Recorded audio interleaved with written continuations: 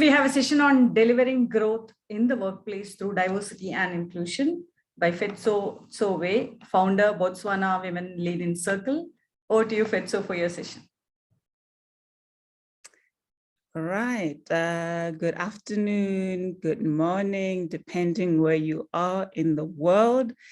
It's so wonderful to be here. The summit kicked off on a very high note yesterday, and it has been a great pleasure, listening to all of you, to the wise words shared by the speakers here today and yesterday, and learning so much from them.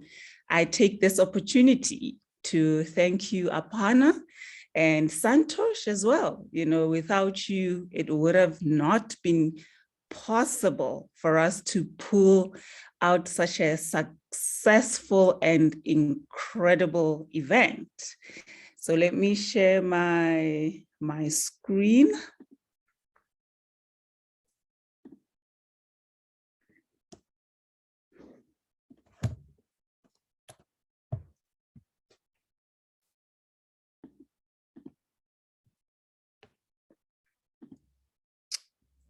All righty. Is it visible, that side? Yes, perfect. Awesome. So my presentation will be about delivering growth and growth in the workplace through diversity and inclusion. Before we start, I would like to highlight the relationship between leadership and sustainability. For me, the relationship between leadership and sustainable development is a very important one, because there is no development without leadership, especially in the social, human, and cultural dimension. Developing sustainable leadership means to embrace sustainable practices and the triple bottom line concept. Sustainable leadership means that we are mindful, as leaders, we are mindful of our actions and behaviors, embracing a global worldview to recognize the connection between the planet and humanity, thereby, through personal and organizational choices, effects positive environmental and social change. Increasing diversity and inclusion across leadership has been a very loud and clear call for some time. Could it help to fire the engine, to awaken business growth and produce more stable and productive businesses? My answer is a booming yes. Business needs inclusion and diversity as at its heart to overcome new challenges.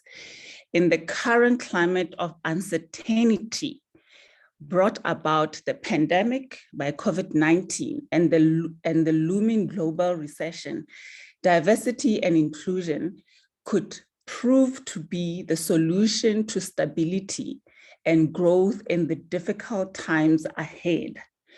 To create a diverse and inclusive environment, it is important for us to have a clear understanding of what diversity and inclusion mean in the context of the workplace. So diversity, as shown on my screen, is the representation of a range of traits, characteristics, and experiences in a company's workforce. These characteristics include gender, race, physical ability, religion, age, education, and socio-economic status, among others. Some of these traits and characteristics are physically visible, while others are not. Diversity really extends to anything that makes you unique.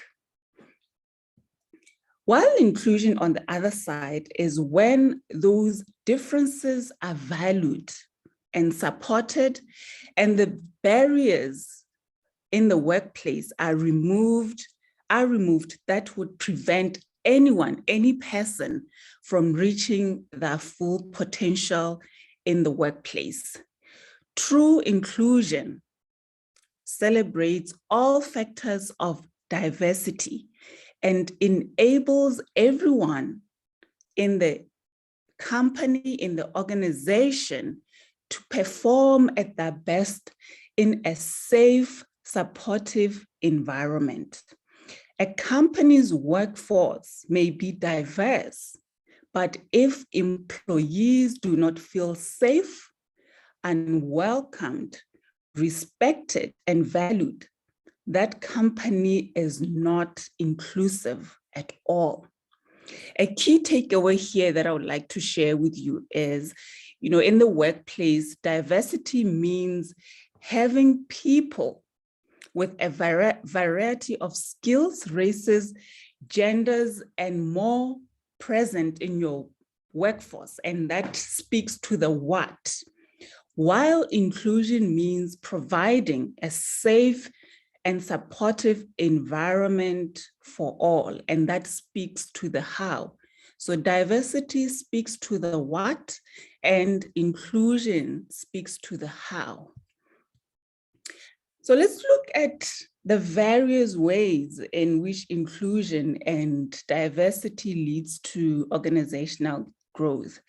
There has been research over time, done by various companies like McKinsey, which really tells us, informs us, and shows us statistics, what happens to the financial aspect of an organization when it embraces diversity and inclusion. And the very first one of the most biggest advantage is better financial returns. New research makes it increasingly clear that companies with a more diverse workforce performs better financially. A McKinsey study that I came across while I was doing my research found that diverse and inclusive environments have a 33% increase in performance compared to their peers. That's a staggering 33%. Another one that I came across is diversity and inclusion drives innovation. When we collaborate and come together like we have done, in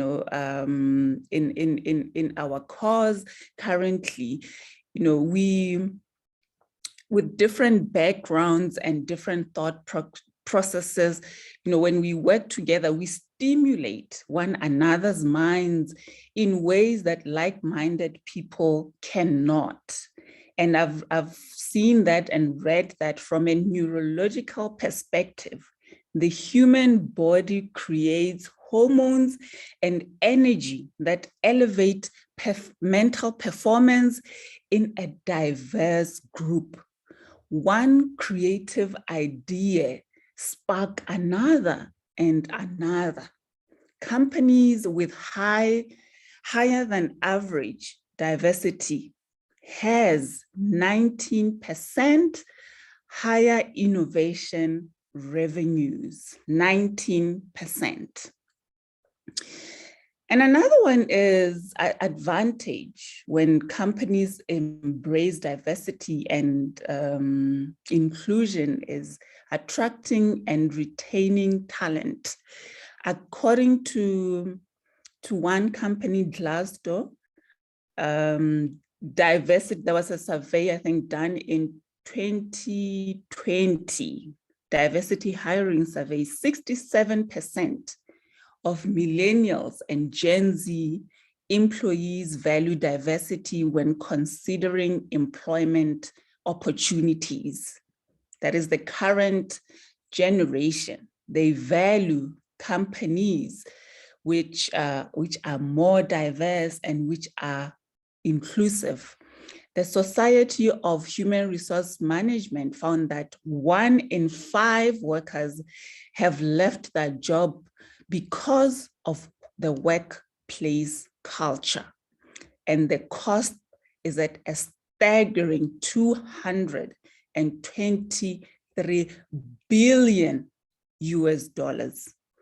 Employees who feel that they are accepted and appreciated for who they are, no matter the gender, no matter the age, perspective, or sexual orientation, are happier and thus likely to leave the organization. And I believe that you have also felt like that, within your own space, where you feel welcome, where you feel like your opinions matter, you feel more inclusive, you feel that you are part of the bigger organization. And then the last one is better performance and greater productivity. According to an executive briefing by the Society of Human Resources, research shows that generational diversity can improve organizational performance. It also shows that HR practices that improve the age diversity climate in a company can potentially further improve that performance. According to the same briefing, both older and younger workers are more productive in companies with mixed age work teams. So we should not fear when younger leaders join our organizations. We should not think that they are coming there to steal our jobs, to take away our jobs. As older leaders with more experience, let us welcome them as the mixture of us, older and younger workers, creates a more productive climate within that organization. So maybe, one would wonder, why now is it the time for change? As the pandemic shifts economic realities for many companies and forces businesses to pivot dramatically, workforce needs will also continue to change. It's year 2022. Our workforce will definitely be different when we are in the year 2025 and 2030. Yes. So as leaders, we should be using this time to understand these needs and reconfigure diversity and inclusion programs to meet the changing work environment. We need to go back, take a step back, and reconfigure the programs that we currently have so that they are meeting the current needs of the society. Survey leaders position diversity and inclusion programs as strategic assets in both good times and bad times. This is very crucial to the ongoing financial performance of your organization. So that is very important that we do not leave anyone behind. So as a leader, you may be wondering, okay, what could be some of the activities or examples that I can give you, to improve diversity and inclusion in your environment, in your workspace? We have already identified what the difference is between diversity and inclusion and how D&I lead to organizational success. So I would like for us to have a look at a few examples that I have myself have practiced. It's something that I have done, easy to implement diversity and inclusion activities that celebrate employee differences. So number one is learn what shaped people in your team. That's one thing that I have practiced as a leader, is to have created a safe space to learn about my team's background, what has been vital in shaping their lives, more especially in this pandemic time. 2020 came as a shock to everyone, and it was very critical for you as a leader to have been present and get to engage with your employees. Doing this as a group allows employees to learn new things about each other that otherwise might not come up. Being open, honest, and is a great way to form bonds and increase empathy and improve relationships. Aparna, I hope I'm audible because I'm getting a message this side that my internet is unstable. No, I'm able to hear. Okay, Perfect. Wonderful, great. And it's very important that as a leader, you also take part during this activity. Don't just allow your employees to share without you sharing your vulnerable moments. Share your story as well. Number two is find out how employees feel. Employees live and have lives, rather. Employees have lives and experiences outside of the office. And it's simply recognizing that and encouraging people to feel comfortable sharing builds inclusion, because it makes it okay for everyone to be themselves. So you need to encourage people to share openly. And obviously before that, as a leader, you need to create a safe space, an environment where everyone would feel welcome. Not only, oh yes, and my next point is allow your team members to bring food. Share meals. What a better way to unite people and celebrate diversity than with food? Organize breakfast, lunch, a snack, whatever it is, and ask your employees to bring in homemade dishes from or inspired by their culture and heritage. Not only does this kind of activity offer a great opportunity to taste all kinds of food, of delicious food, but it also gives employees a chance to share and connect on a different level. Another activity that has worked for me is rotating meeting leads. A lack of diverse leadership is a major problem in many workplaces. Rotating meeting leads gives employees equal experience and guiding meetings and sharing perspectives, and gets team members familiar with respecting each other as authorities. So those are some of the activities that I wanted to share with you. Very easy, simple activities that you can start implementing right away within your organization to increase diversity and inclusion. And yeah, that's about it. When it comes to diversity versus inclusion, we know that the latter is crucial if you want the former to work.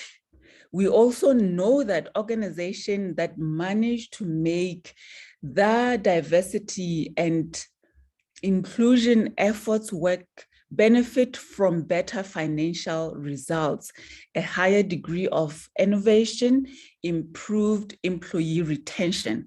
And of course, building an inclusive culture is not something that can be done overnight. The examples that I just gave you in the activities that I just gave you in the workplace listed, you can use them in the workplace. However, you need to make sure that you add other valuable tools along the way, like branches of a tree. Each of us supports and reinforces the other in a dynamic and solid interconnection. So the focus here is not on the comprehensive listing of all possible skills and functions of a sustainable leader, but rather on our interconnectivity of our abilities and how each one of us can strengthen other parts of the communities that we are in. So I encourage you, my leaders, to be willing and ready to go first and involve. So we can continue the conversation on LinkedIn, but that's it from me. And thank you once again, Aparna and Santosh. Enjoy the rest of the summit. Thank you. Thank you so much, PHETSO. That was a very informative session on diversity and inclusion. Thank you for letting us know that accepting diversity and inclusion is crucial. And as you said, this is the right time to change, and accepting D&I can really improve organizational performance and ultimately lead to organizational success. Thank you so much for joining us today.